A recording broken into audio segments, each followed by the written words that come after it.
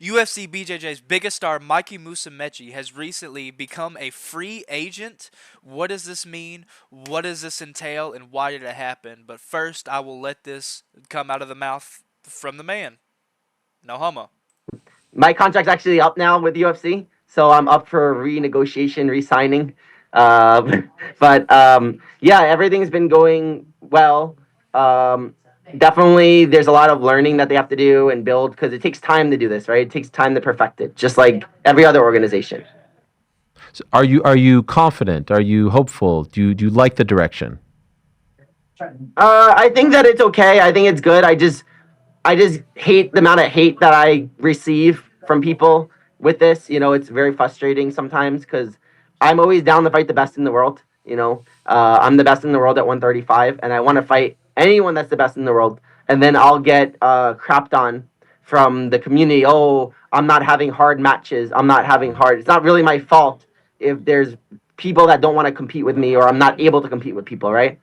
What's the big So let's dissect this. First, of course, obviously, he announces that he is a free agent and he is up for re signing. Now, just hands down, that should not happen. Mikey Musumeci should not even have a thought of becoming a free agent because UFC BJJ has absolutely nothing without him.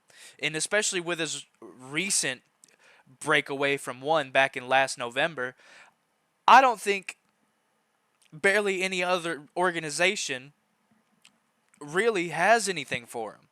Now, BJJ is a much different sport than MMA, and I'm just kind of on here yapping because I think the autistic guy is a shill for money. And he has been preaching. There's this is on some nerd shit, but there was a debate with him and Craig Jones where they tested to see who wanted what was best for the sport, and Mikey pushed for exclusivity contracts, which in my opinion, when you want to fight the best in the world and the best in the world aren't signed to the organization that you fight under, how do you want to fight the best in the world when you know that you are an exclusive athlete and you can't compete outside of the UFC when under their banner? Because this has been a problem before for other fighters that have wanted to compete. Now, why? Why?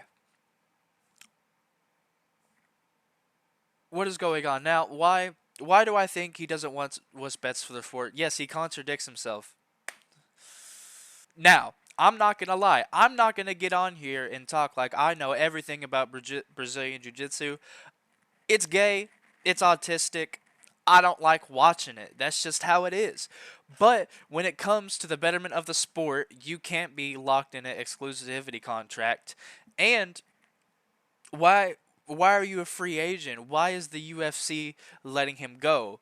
Is he not letting him go, but letting him be a free agent? Maybe is there something behind the scenes that we don't know about?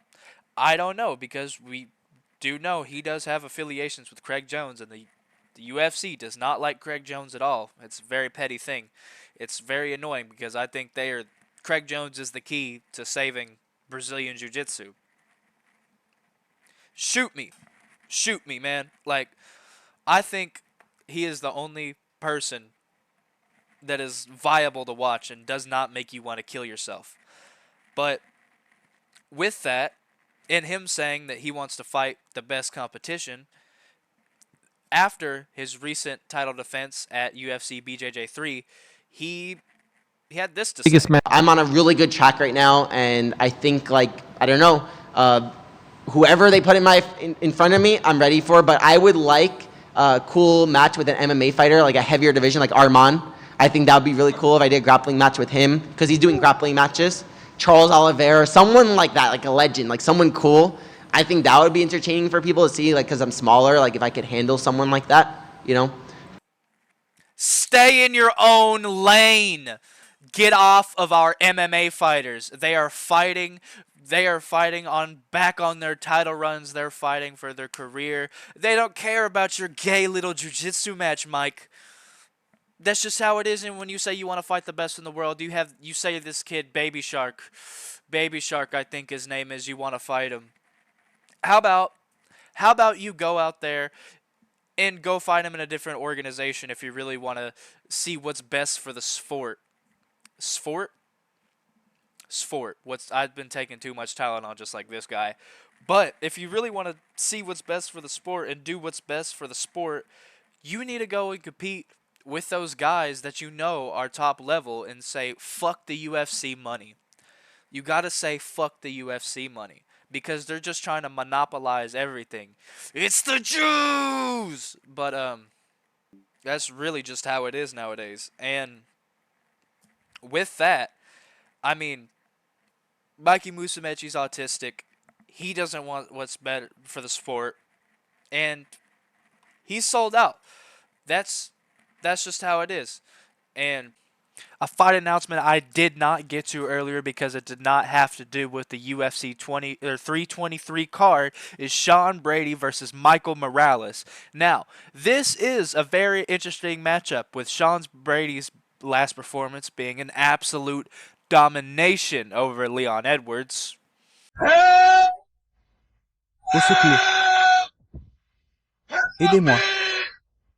Then Micheal Morales just absolutely just making Gilbert Burns just look like a bitch.